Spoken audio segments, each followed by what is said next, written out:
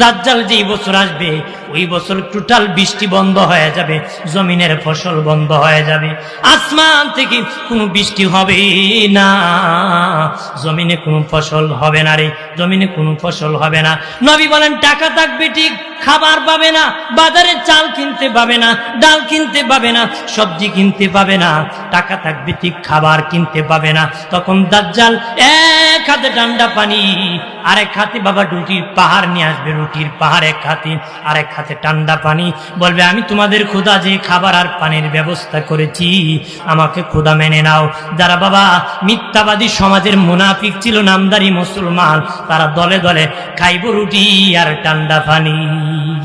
বাবাজি দাজ্জাল তখন বাবা মদিনার দিকে আক্রমণ করতে যাবে, নাউজুবিল্লাহ বলেন না।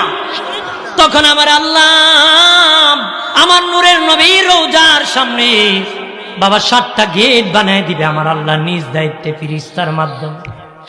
ফিরিস্তার মাধ্যমে দয়াল নবীর রওজার সামনে 7টা গেট দিয়ে দিবে। বাবাজি কিতাবে এসেছে এক এক গেট পাহারা দিবে 2জন ফিরিস্তা করে, 2জন ফিরিস্তা এক একটা গেট পাহারা দিবি রে, পাহারা দিবি।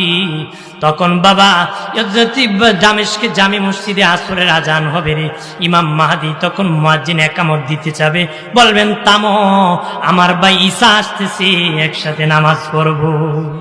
যখন বাবা ঈসা নবী আসমান থেকে রে ফিরিস্তার কাঁধে চড়িয়া দামেস্কে জামে মসজিদের মিনারায় নামবেন, নামিয়া তখন আজানে একামত দিবে মুয়াজ্জিন। তখন ইমাম মাহদি বলবেন ওগো ঈসা নামাজ পড়ান। ঈসা নবী বললেন না মাহদি, তোমার জন্য আজান হয়েছে, তোমার জন্য একামত হইতেছে, তুমি রে ইমামতি করো। ইমাম মাহদি ইমাম